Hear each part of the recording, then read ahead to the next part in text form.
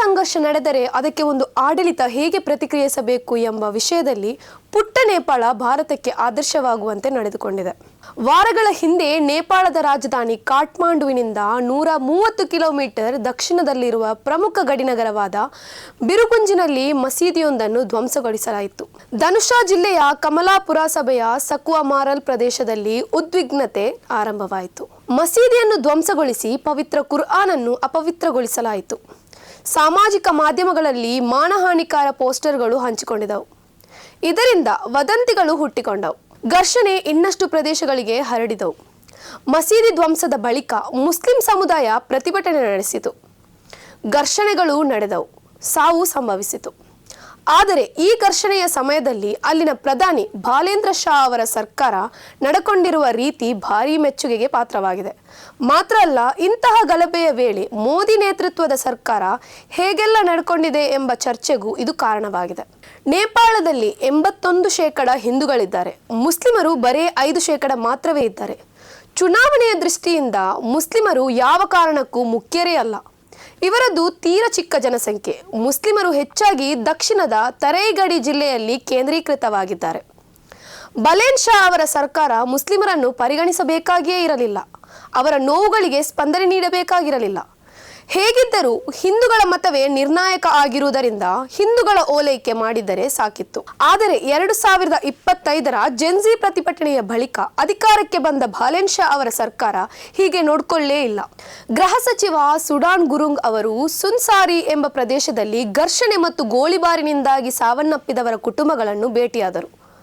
ಸಾವನ್ನಪ್ಪಿದ ಪ್ರತಿ ಕುಟುಂಬಕ್ಕೆ 8 ಲಕ್ಷಕ್ಕಿಂತ ಅಧಿಕ ರೂಪಾಯಿ ಪರಿಹಾರ ನೀಡಿದರು. ಅವರು ಪೀಡಿತ ಮಸೀದಿಗಳಿಗೆ ಭೇಟಿ ನೀಡಿದರು. ಮಸೀದಿಯ ಇಮಾಮರೊಂದಿಗೆ ಸಭೆ ನಡೆಸಿದರು. ಮಸೀದಿಗೆ ಆಗಿರುವ ಹಾನಿಗೆ ಪರಿಹಾರ ನೀಡಲಾಗುವುದು ಎಂದು ಭರವಸೆ ನೀಡಿದರು. ಗಲಭೆಯ ಸಂದರ್ಭದಲ್ಲಿ ವದಂತಿಗಳು ಹರಡದಂತೆ ತಡೆಯುವುದಕ್ಕೂ ಸರ್ಕಾರ ಸಾಕಷ್ಟು ಕೆಲಸ ಮಾಡಿತು. ಹಿಂದೂ ಮುಸ್ಲಿಂ ಜಂಟಿ ಸಭೆಯನ್ನು ಕರೆಯಿತು. ಸರ್ವಪಕ್ಷ ಸಭೆಗಳನ್ನು ಕರೆಯಿತು. ಸಾಮರಸ್ಯ ರ್ಯಾಲಿಯನ್ನು ಘೋಷಿಸಿತು. ಪ್ರಧಾನಿ ಬಾಲೇಂದ್ರ ಶಾ ಅವರೇ ಶಾಂತಿಗಾಗಿ ಸಾರ್ವಜನಿಕವಾಗಿಯೇ ಮನವಿ ಮಾಡಿದರು. ನಿಷ್ಪಕ್ಷಪಾತ ತನಿಖೆಯ ಭರವಸೆ ನೀಡಿದರು. ನೇಪಾಳವು ಉತ್ತರ ಪ್ರದೇಶ ಮತ್ತು ಬಿಹಾರಕ್ಕೆ ತಾಗಿಕೊಂಡಿರುವ ಗಡಿ ಪ್ರದೇಶವಾಗಿರುವುದರಿಂದ ಈ ಘರ್ಷಣೆಯ ಸಮಯದಲ್ಲಿ ಭಾರತದಿಂದ 10 ಹಲವು ವದಂತಿಗಳು ಮತ್ತು ಪ್ರಚೋದನಾತ್ಮಕ ಸುದ್ದಿಗಳು ನೇಪಾಳಕ್ಕೆ ರವಾನೆ ಆಗುತ್ತಿದ್ದವು. ಮುಸ್ಲಿಮರ ವಿರುದ್ಧ ಹಿಂದೂಗಳನ್ನು ಎತ್ತಿಕಟ್ಟುವ ಪ್ರಚೋದನೆ ನಡೆಯುತ್ತಿತ್ತು. ಆದರೆ ನೇಪಾಳ ಸರ್ಕಾರ ಇದನ್ನು ತಡೆಯಿತು. ಸ್ಥಳೀಯ ಹಿಂದೂ ಸಮುದಾಯಗಳು ಮುಸ್ಲಿಮರ ಬಗ್ಗೆ ಸದ್ಭಾವನೆಯನ್ನು ಈ ಕಾರಣದಿಂದ ವ್ಯಕ್ತಪಡಿಸಿದವು. ಆದರೆ ಭಾರತದಲ್ಲಿ ಈ ಬಗೆಯ ದೃಶ್ಯ ಕಾಣಿಸುವುದಿಲ್ಲ. ಗೃಹ ಸಚಿವರು ಸಂತ್ರಸ್ತ ಮುಸ್ಲಿಮರನ್ನು ಭೇಟಿಯಾಗುವುದೇ ಇಲ್ಲ. ಬಿಜೆಪಿ ಆಡಳಿತ ರಾಜ್ಯ ಸರ್ಕಾರಗಳು ಕೂಡ ಇಂತಹದ್ದೊಂದು ಉಪಕ್ರಮಗಳಿಗೆ ಕೈ ಹಾಕುವುದೇ ಇಲ್ಲ. ಅದರ ಬದಲು ಅದರ ನಾಯಕರು ಮುಸ್ಲಿಂ ದ್ವೇಷಿ ಹೇಳಿಕೆಗಳನ್ನು ಕೊಡುತ್ತಾರೆ. ಹಿಂದೂಗಳನ್ನು ಪ್ರಚೋದಿಸುತ್ತದೆ. ಏಕಮುಖ ಕಾರ್ಯಾಚರಣೆಗಳು ನಡೆಯುತ್ತವೆ. ಮುಸ್ಲಿಮರ ಮೇಲೆ ಕಠಿಣ ಕಾನೂನುಗಳನ್ನು ಹೇರಿ ಜೈಲಿಗೆ ಹಾಕಲಾಗುತ್ತದೆ.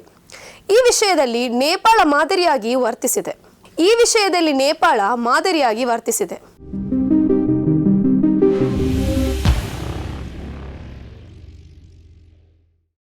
ಈ ಕಾರ್ಯಕ್ರಮದ ಪ್ರಾಯೋಜಕರು Gadiyar group of companies, specialised in piling and shoring, engineering consultancy, firefighting, steel structures, real estate. Office, SIT Tower, Silicon Oasis, Dubai, UAE.